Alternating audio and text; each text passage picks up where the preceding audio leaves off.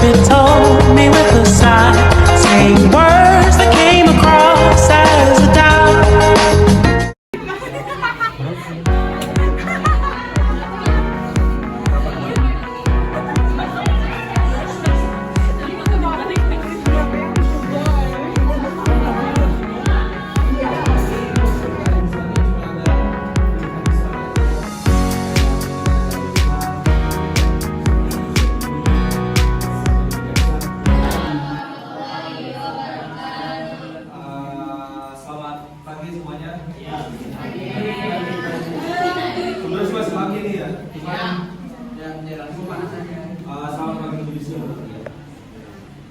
Sebelumnya itu semangat pagi. Luar biasa. Bukan cuma sekedar hanya penipuan lewat chat, tapi lewat video kayak misalnya telepon ataupun suara. Nah, yang mau didirikan kayak suara kita ketemu supaya saudara-saudara kita. Jadi misalkan kayak pura-puranya ini mama kalian kecelakaan butuh dana. Nah, kalian jangan langsung percaya, soalnya jangan misalkan kalian langsung percaya itu kan kalian langsung panik dong ya. Nanti langsung PF. Nah, langsung transfer dan kalian kena tipu. Jadi intinya kalau dapat pesan yang mencurigakan ataupun emang hal-hal yang membuat kendali kita, jangan langsung percaya. Coba cari tahu dulu, tanya dulu keluarga, teman ataupun bisa lihat rekomendasi dari TikTok ataupun dari Google. Biasanya suka ada tuh edukasi tentang penipuan digital. Jadi kalian bisa lebih hati-hati buat nanti di depannya kalau ada kasus seperti ini. Jadi gitu. Jadi tahu nggak nih tentang penipuan digital? Oke. WA. Dari WA misalkan kayak ada yang undangan, tuh biasanya ada kan. Nah, kalau misalkan dari ada undangan atau mengirimkan PDF, itu usahakan jangan sekali kalian ngechat, karena itu bisa aja yang dimana HP kalian itu bisa di phishing. Phishing itu ibarat kata tuh bisa diretas, betul. Kayak apapun yang ada di HP kalian itu bisa aja diakses. Kayak misalkan contoh kalian punya dana, ada saldonya, itu bisa diakses. Bisa aja dikirim ke suatu rekening atau ke dana yang lain gitu. M-banking juga bisa. Terus habis itu bisa ke sosial media kayak Instagram kalian, itu bisa di-hack. Dan kalau misalkan pengen mau minta balikin lagi, itu kalian harus bayar. Kayak gitu. Itu namanya media phishing. Dan ini bukan hanya ini doang, pokoknya ada banyak. Itu pokoknya kalian lebih ini aja sih, lebih paham lagi gitu kan terkait dan ini bukan dari BRI doang, bisa aja dari tagihan, bisa aja dari Shopee, dari TikTok atau dari platform yang lain gitu. Oke, lanjutnya scam yang tadi yang di awal. Scam itu tipu daya untuk mendapatkan uang.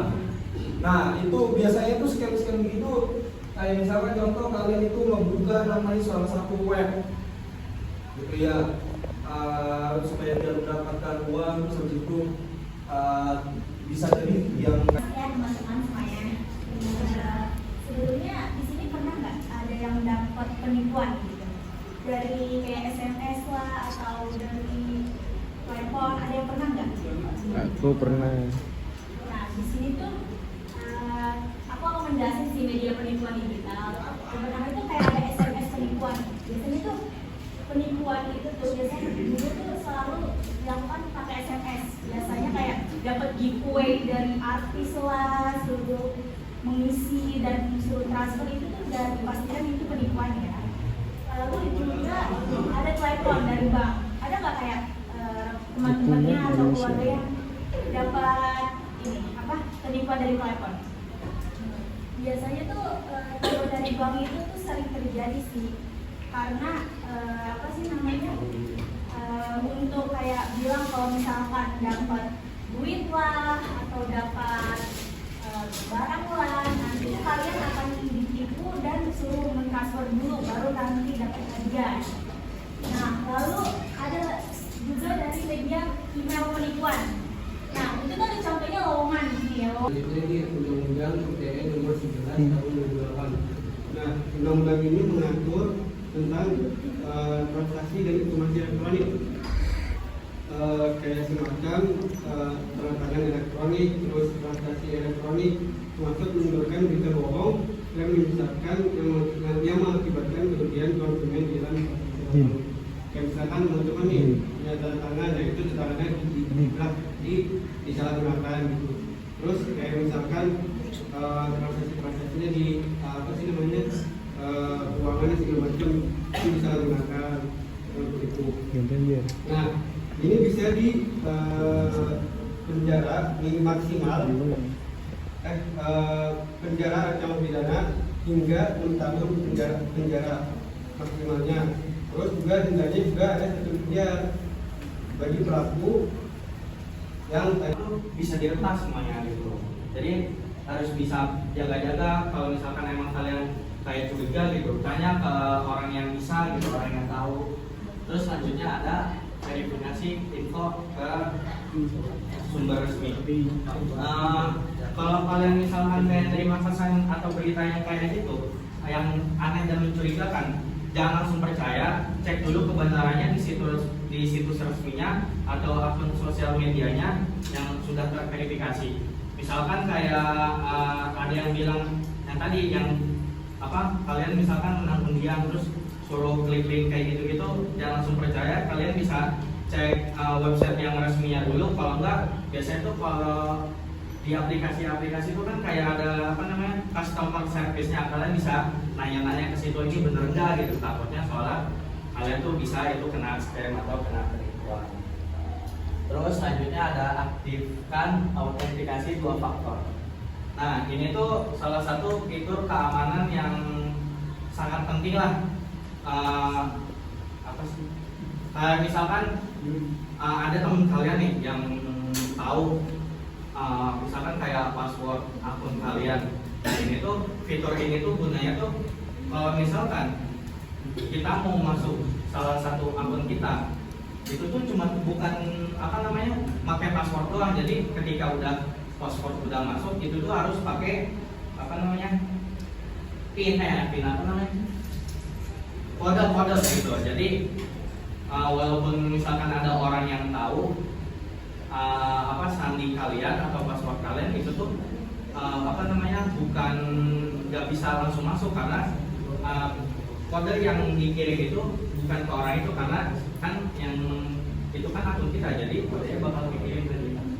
Terus selanjutnya ada laporkan kalau ada yang laporkan ke pihak yang berwenang. Kalau misalkan kalian merasa hampir tertipu atau melihat teman kalian ada yang kena jadi korban, jangan langsung diem aja. Kalian bisa laporin itu ke pihak yang berwenang atau ke orang yang paham gitu, biar bisa langsung diselesaikan. Karena semakin cepat kalian melapor itu juga semakin cepat juga masalah yang ditangani dan bisa mencegah penipuan yang sama terjadi kepada orang lain gitu. Makanya sebagai pelajar yang hidup di era digital ini tuh kita tuh harus bisa pintar-pintar, harus paham dengan era digital ini. Jadi kalau misalkan menurut kalian ada yang mencurigakan, itu tuh kita tuh jangan langsung percaya gitu loh. Bisa ditanya ke yang orang yang paham tentang digital itu. Masih gitu sih. Tadi kan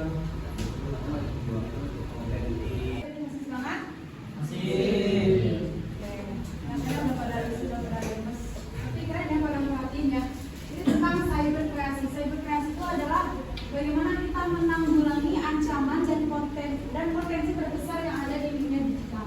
Nah, cyberkreasi adalah gerakan nasional literasi digital atau GNLD yang bertujuan meningkatkan literasi digital masyarakat, khususnya di Indonesia, dengan menyebarkan konten positif dan penggunaan internet yang bijak. Gerakan ini merupakan kolaborasi berbagai pihak termasuk pemerintah, swasta, komunitas, dan pegiat literasi digital. Nah, tujuannya itu untuk meningkatkan literasi digital masyarakat, menyebarkan konten positif di dunia maya, meningkatkan pemanfaatan internet secara bijak dan bertanggung jawab. Nah, jelas kembali literasi digital itu apa? Literasi digital itu adalah tentang bagaimana, gak cuma tentang bagaimana kita menggunakan internet, media sosial seperti Instagram, TikTok, Facebook, dan lain sebagainya. Tapi tentang bagaimana kita itu bisa berpikir kritis, etis, dan juga bertanggung jawab. ulangi lagi, Konsentrasi.